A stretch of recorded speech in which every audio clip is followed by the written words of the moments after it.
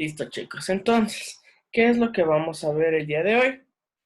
El día de hoy, como pueden ver en su texto, el siguiente tema que nos toca hace referencia a hace referencia al Ecuador y los conflictos sociales, poniendo como un énfasis especial en el inicio del papel ecuatoriano durante la Primera Guerra Mundial y asimismo el papel ecuatoriano durante la Segunda Guerra Mundial. Así que es interesante ver cómo fue el papel del Ecuador frente a las distintas potencias, cómo se movió, para después de esto, pasar a qué ocurrió después y los distintos movimientos sociales que ya dieron antes, que aunque es un recuento de lo que ya vimos durante los 60, es bueno verlo.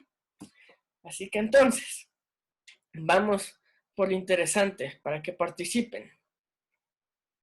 ¿Cuál creen ustedes que fue el papel del Ecuador en la Primera Guerra Mundial? ¿Fue tal vez bélico? ¿Se mantuvo neutral? ¿Cómo creen que fue? Vamos primero con Silvia.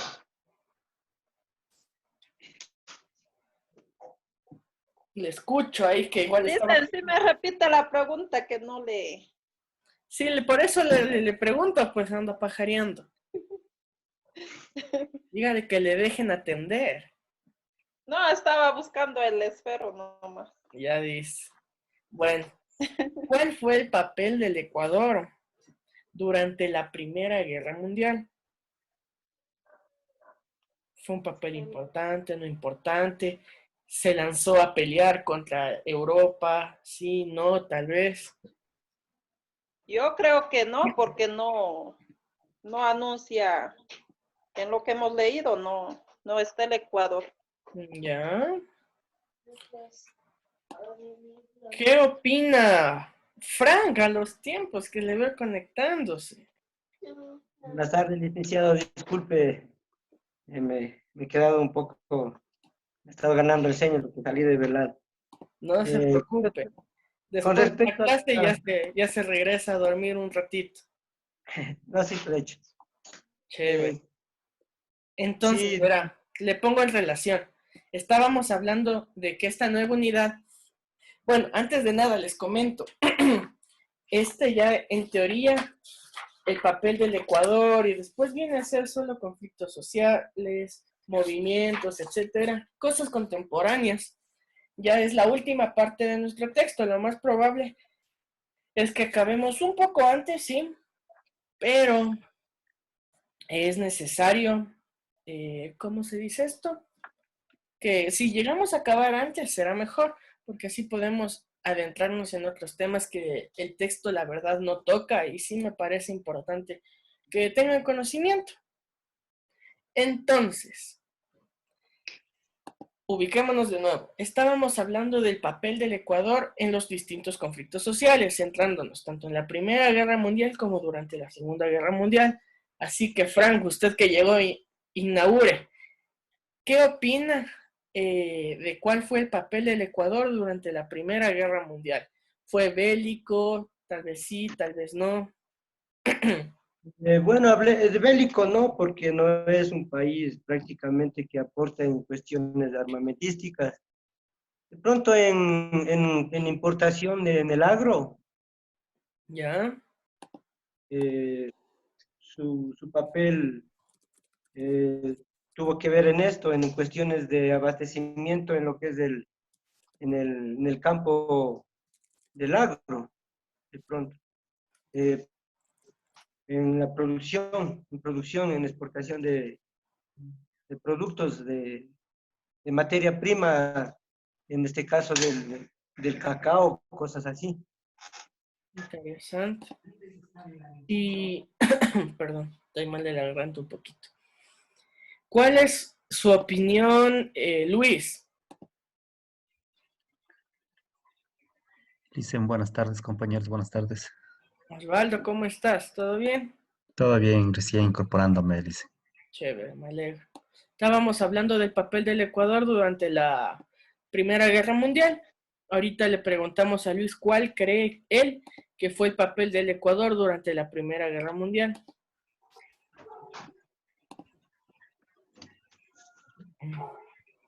No sé si Luis nos escucha. Luis, ¿nos escuchas? Bueno, pasemos entonces con Osvaldo. ¿Usted qué opina? ¿El papel del Ecuador fue importante? Según Red de Educación Ecuador, Ecuador declara la neutralidad en la Primera Guerra Mundial. Perdón, Luis, ¿me puede repetir la pregunta? No se preocupe, ya nos respondió Google.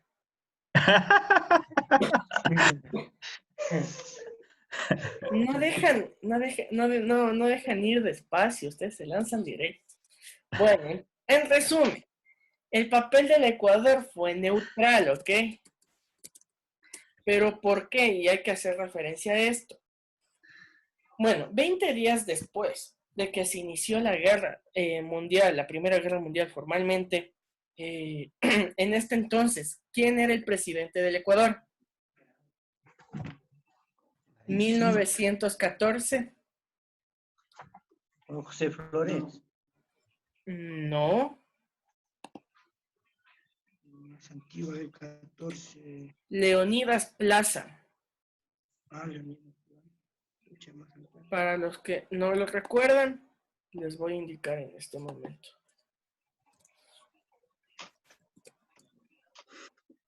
Leonidas Plaza, aquí está. Ya les comparto la pantalla para que puedan verlo.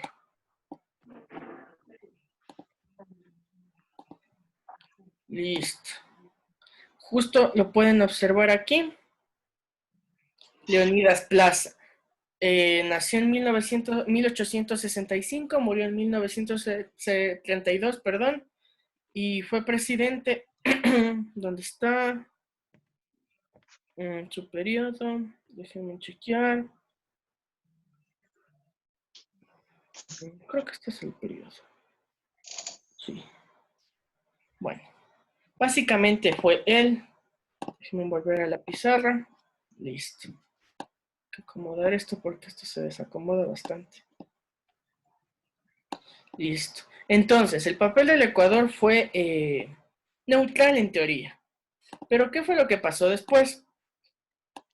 Bajo las diferentes presiones del gobierno de Estados Unidos por ser el eje de influencia. ¿A qué nos referimos cuando decimos eje de influencia? O esfera de influencia.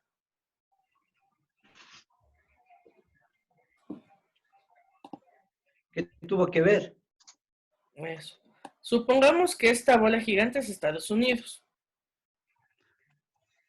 Miento.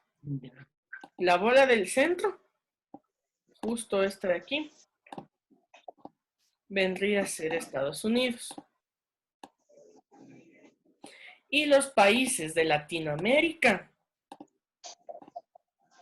serían estos que se encuentran aquí. Entonces, se encuentran en su esfera de influencia. ¿A qué nos referimos con esfera de influencia?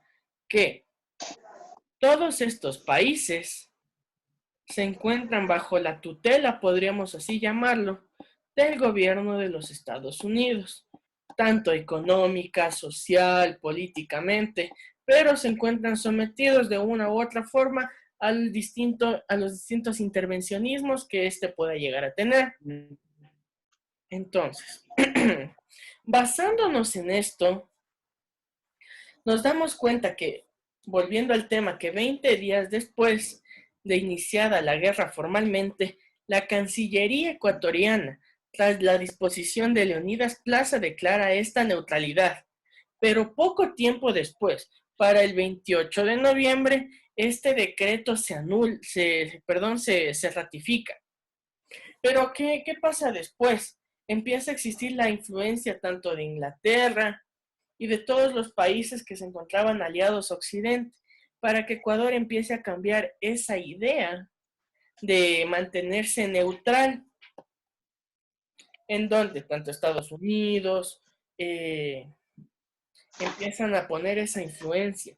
¿Y qué es lo que llega a pasar? A la parte final del conflicto, los países de quienes Ecuador era económicamente dependiente. Retomamos, Estados Unidos, Reino Unido, los principales.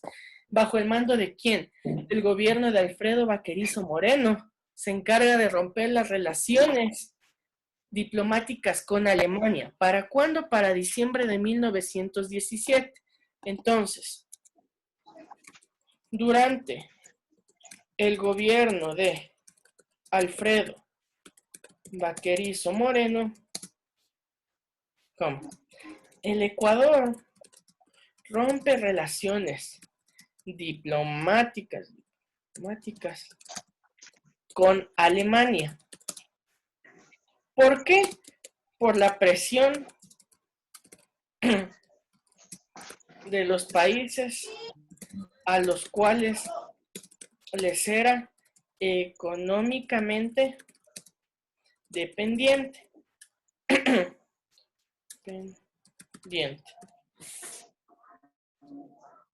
¿Esto cuándo fue? En diciembre de 1917. ¿Cuándo duró de qué fecha a qué fecha, mejor dicho, duró la Primera Guerra Mundial? 1914, 1918. Perfecto. Muy bien. Déjenme leer esa nota para que vuelvan a recordarlo en caso que lo olvidaran. Del 14 a 1918. Fue de World War First, que sería la Primera Guerra Mundial.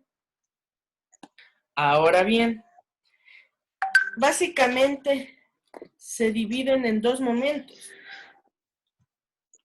Cuando Ecuador fue dependiente, cuando Ecuador fue neutral y que con la influencia de los otros países tuvo que tomar una postura, uniéndose a qué países, a Bolivia, Perú y Uruguay, que se encontraban bajo la misma situación. Entonces, ¿está claro esto? Sí. Sí. ¿Sí? ¿Seguros? ¿Totalmente? Sí. Eso. Sí. Muy bien. Entonces, teniendo en claro la posición ecuatoriana, ahora vamos a hacer referencia a... Un minuto. Listo. Vamos a borrar esto y vamos a hablar de la posición de Ecuador durante la Segunda Guerra Mundial.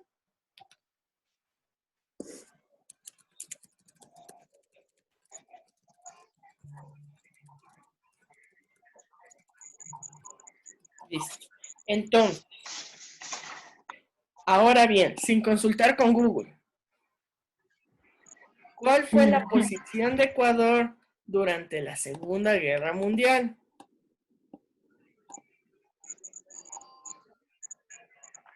Aquí, para ubicarnos temporalmente, hablamos de que es la década de los años 30, donde existe una convulsión política totalmente fuerte. Y solo para que se den cuenta la cantidad de presidentes que hubo durante esa época, les voy a compartir esto.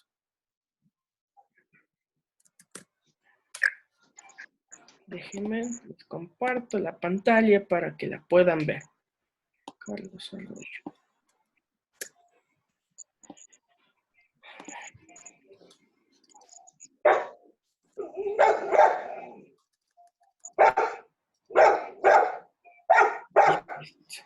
Me comentan si lo pueden ver.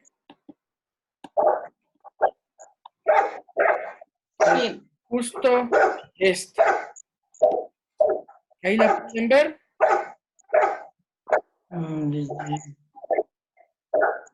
Listo, entonces.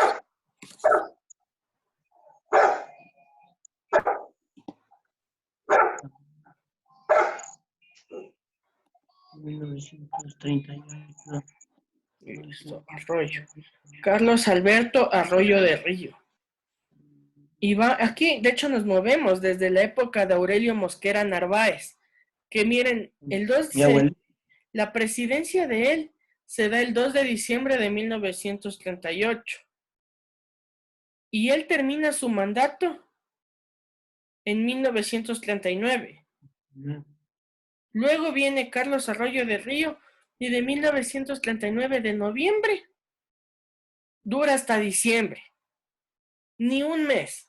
ni un mes. Luego viene otra vez una media estabilidad de 2 años con Andrés F. Córdoba Nieto, del 39 al 40. De aquí lo mismo, Julio Enrique Moreno Peñarrera, del 1940 agosto a septiembre. No dura tampoco un mes. Arroyo del Río otra vez vuelve a caer aquí en lo mismo. Del 40 al 44 por fin concretó en teoría un gobierno. Y después de esto se viene una etapa fuerte con José María Velasco Ibarra. Y pues fue como 8 años, creo que fue. Del 44 al 47. 3 años en uno de sus primeros mandatos, si no estoy mal. Y de ahí, después de él vinieron, como pueden observar, ¿cuántos presidentes en 2 años? Carlos Mancheno Cajas del 47 de agosto al 47 de septiembre. Después Ventimilla del 47 en septiembre al 17, del 3 de septiembre al 16 de septiembre. Julio Arosemena Tola, de aquí ya casi duró un año, del 17 de septiembre del 47 a 1 de septiembre del 48, pero no es un año completo todavía. Galo Plaza Lazo, del 48 al 52, medio casi concretó. Disculpe, licenciado, ¿y a qué se debía estos mandatos tan tempraneros? O sea, siempre fue por las cuestiones políticas, por cuestiones de corrupción, qué sé yo. Toda la inestabilidad política, el que uno gana, otros pierden, no, yo gano, tú ganas, mucha pelea por el poder. Si Siempre yo nos tengo más poder, voy a ser más fuerte que tú. Básicamente, en esos berrinches, perdón la expresión, de niño, ha estado en juego el futuro del país. Y por eso es que son los años de inestabilidad política total. Porque ustedes, solo pensando así fríamente, no pidiendo un análisis político así de la nada, que no. Pensándole sencillamente, ¿será justo que exista esa forma de gobierno en el Ecuador?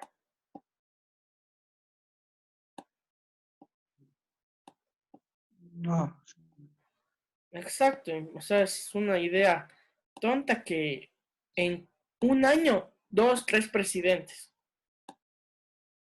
claro, o sea, se ve que no había estabilidad Estabilidad, exacto, y mandato, un buen mandato, buen liderazgo. O sea, las exacto. cosas no se hacían transparentemente bien y nunca hubo como se dice, eh, la gente estuvo de acuerdo en las cuestiones que realizaban los gobernantes. ¿Y saben cuál es el problema en el Ecuador? Y les voy a graficar aquí. Inestabilidad.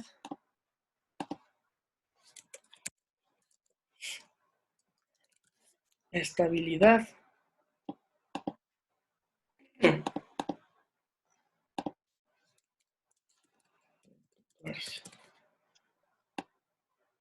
Estos momentos se han vivido en el Ecuador a lo largo de su historia.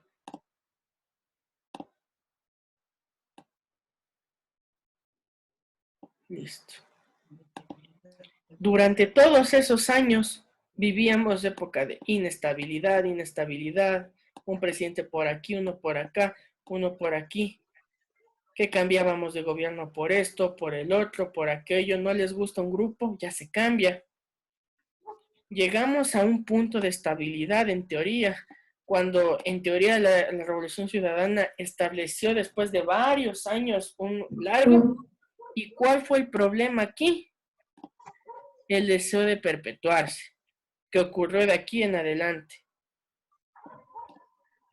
Y ese es uno de los graves problemas en la política, en los viejos, y perdón la expresión, en los viejos politiqueros de antes y los que tienen la herencia de antes, que creen que si una idea resulta buena en 1, 2, 3 años, 4 que dura un mandato, debe de resultar toda una vida, cosa que no debe ser así. La idea de la democracia debe ser cambio constante, participación, una idea que no se centre en solo mi idea es la correcta y todo está mal. No, tiene que ser una mesa de diálogo que sí, muchas veces suena utópico, pero se lo ha conseguido, se lo ha logrado. Y el problema de aquí es que sí vamos a caer en el discurso de la mentalidad latinoamericana y no se trata de eso, se trata de que tenemos una herencia de no nos podemos quedar en un intermedio, sino o nos gusta actualmente o perpetuarnos o antes, no, yo no quiero, tú no quieres, inestables totalmente. Es el futuro político del Ecuador y el pasado político del Ecuador es peor que una relación de adolescentes, básicamente. Hasta ahí, ¿alguna duda?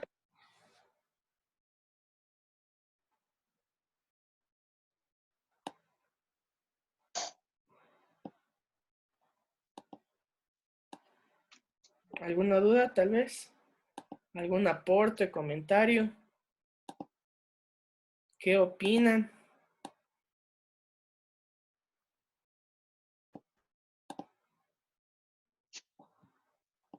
Tocará preguntarle. Silvia. Sí, listen. ¿Sí qué?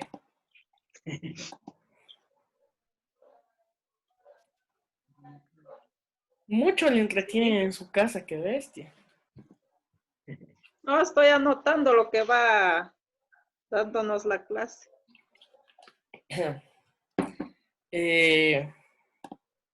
Osvaldo, ¿qué opina?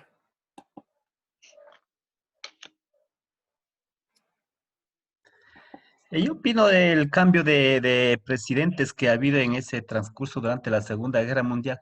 Más era, como usted dice, por poder político, por, se puede decir, por llevar más el liderazgo a conveniencia de ellos, que por eso había tanta inestabilidad.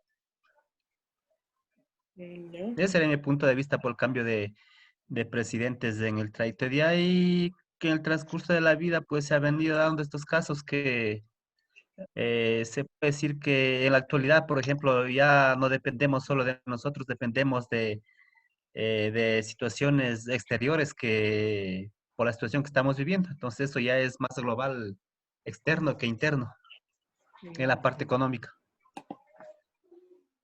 Ese es mi punto de vista, Alice. Chévere. Bueno, para retomarle esto en los últimos 10 minutos, ya aquí nos topamos para el año que durante toda la Segunda Guerra Mundial nos encontrábamos con los conflictos directos con el Perú. Entonces, para el 5 de julio de 1941, distintas fuerzas peruanas invadieron la provincia del Oro. Y esto generó todavía mayores problemas dentro de la zona limítrofe. Para esto fue necesario una intervención diplomática de unos países. ¿Cuáles son? Japón, Alemania. No, Brasil, Argentina, ya van a ver por qué, y Estados Unidos. 1941. Primero, ¿de cuándo a cuándo duró la Segunda Guerra Mundial? Desde 1940. Dale, Luis. ¿De cuánto a cuánto? 1935. ¿De cuándo? ¿Desde cuándo hasta cuándo? 1938. Del 39 al 45. Sí. En ese lapso de años duró la Segunda Guerra Mundial. Y tenemos que en el punto de inflexión más importante ocurren revueltas y problemas a la interna de la región del foco de influencia de Estados Unidos. ¿Qué va a necesitar? Y perdón, aquí está mal escrito. De avisarme, ¿no? ¿Qué ves de ustedes? Déjenme borro esto. Di-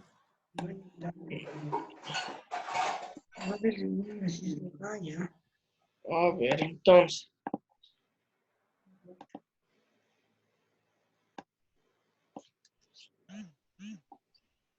Eso, ahí sí.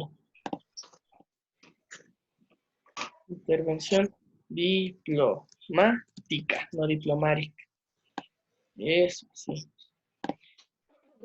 El 5 de julio de 1941 se da la intervención, porque no, Estados Unidos no podía permitirse que existan distintos problemas en su esfera de influencia. Interviene, ¿para qué? Para que se logre un alto al fuego, un cese al fuego.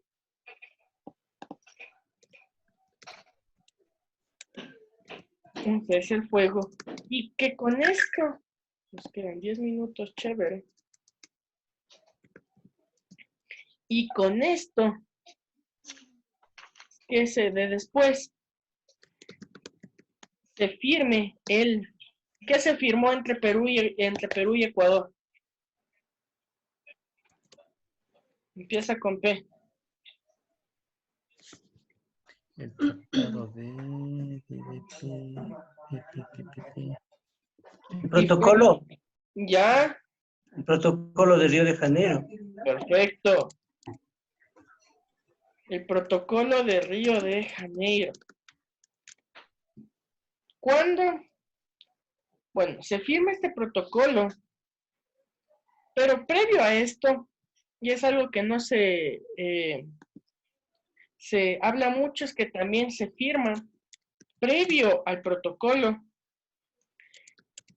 el convenio de Talara para fijar la desmilitarización. Entonces, se firma primero esto, vamos a estar en blanco, listo, se firma primero esto, y después esto, en donde ya se establece la división que se va a dar.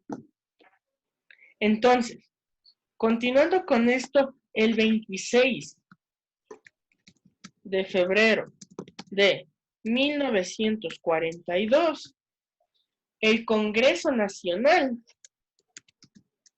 una de las decisiones más idiotas que se pudo haber tomado, el Congreso ratifica el protocolo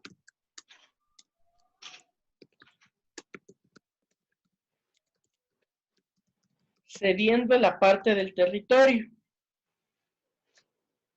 Y también es ratificado por quién, qué presidente estaba en ese entonces. Antes de Roldós, cuando fue a ver Arroyo, Arroyo. Carlos Alberto Arroyo del Río. Bueno, ese mismo año, y es algo que sinceramente me dio mucha risa, es que para este mismo año, Ecuador rompe relaciones, y aquí es lo que te quería corregir, Frank, es que para este mismo año de 1942, Ecuador rompe relaciones,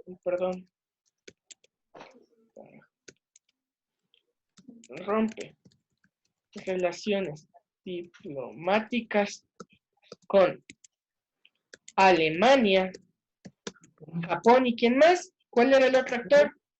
Italia, Estados Unidos. Estados Unidos, Italia. Porque recuerden que eran los dos bandos diferentes durante la Segunda Guerra Mundial. ¿Cuáles fueron?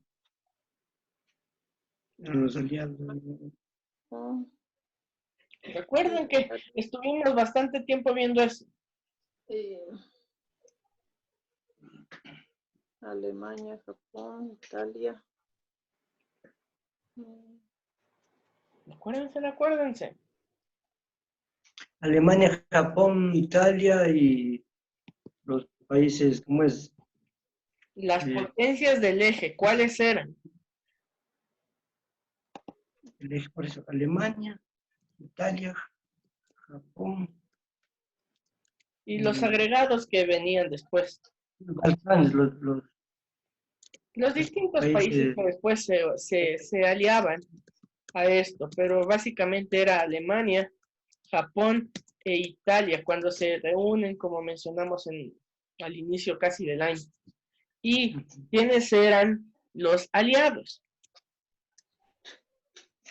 Estados Unidos, el Reino Unido, Bien, pero primero era Reino Unido, la URSS, Francia, Francia, la URSS. ¿Qué era la URSS? la Unión Soviética, Unión de República Socialista Soviética. Y Estados Unidos, que si no era por la intervención tanto de la URSS y de Estados Unidos, y especialmente por las actividades militares de la URSS, imposible que Estados Unidos, imposible que los aliados hayan ganado. ¿Por qué? Porque, déjenme les indico el mapa.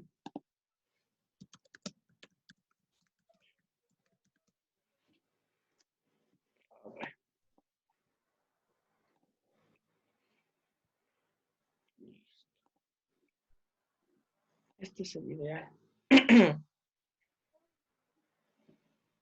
Listo.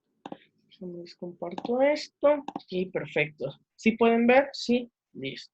Sí, sí, está claro. Chévere. Entonces, miren.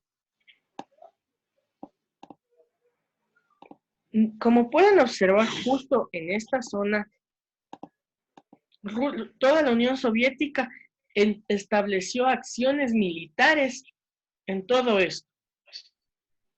Vino conquistando todas estas zonas. Estonia, Letonia, Lituania, Polonia, bajándose a Rumanía, toda esta zona. ¿Que era de qué? De influencia nazi, todo esto.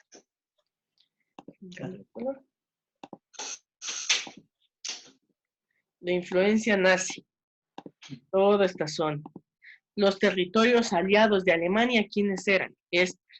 Eslovaquia, Hungría, Rumania, Bulgaria, Italia, Yugoslavia, la antigua Yugoslavia, que ahora aquí hay full países, la zona de Grecia, todos estos aliados de este color.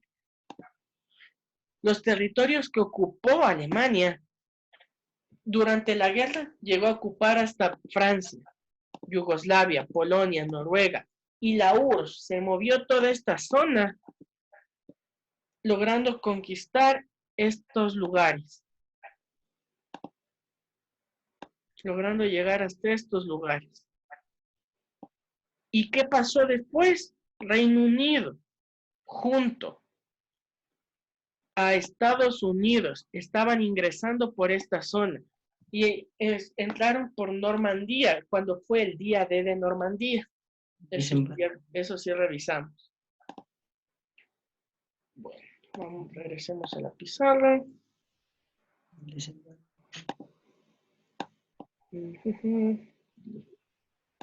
Un minuto. Listo. Entonces, bueno, y finalmente, déjenme chequear esto nomás. Listo. Nos ponemos en esta zona. Listo. Y bueno, ese mismo año Ecuador rompe las relaciones. ¿Y qué es lo que llega a pasar aquí? El colegio alemán en Quito se cerró. Estados Unidos estableció bases en Galápagos, en Santa Elena. Las personas con descendencia alemana sufrían arraigos, etcétera. Y básicamente se centra en eso. Ahora bien, ¿qué es lo que van a hacer para la siguiente semana? Van a contar acerca de un ecuatoriano muy importante, Manuel Antonio Muñoz Borrero, el cuencano Manuel Antonio Muñoz Borrero. Van a consultar la bibliografía de él, de esta persona. Y para que no se olviden, Normandía. Van a consultar de esas dos cosas. ¿De quién fue? La biografía, perdón, de este cuencano, la biografía de él, y qué fue el día de Normandía, para que no se olvide. ¿Sí? El desembarco de Normandía, sobre eso. Exacto, La... barco de Normandía. Entonces van a hacer eso, en eso se va a centrar su investigación, y ahí me la envían, ya saben, como siempre. ¿Sí? Ya les... Recuerden que pueden revisar la clase, cualquier duda me comunican si me demoro en responderles, pero les respondo al final. ¿Sí? No olviden que lo mejor es que revisen el video de nuevo para que si se les perdió algún dato lo toman y ya. Eso se va a subir y listo. Entonces con esto nos veríamos la siguiente clase antes de que se acabe el tiempo y listo.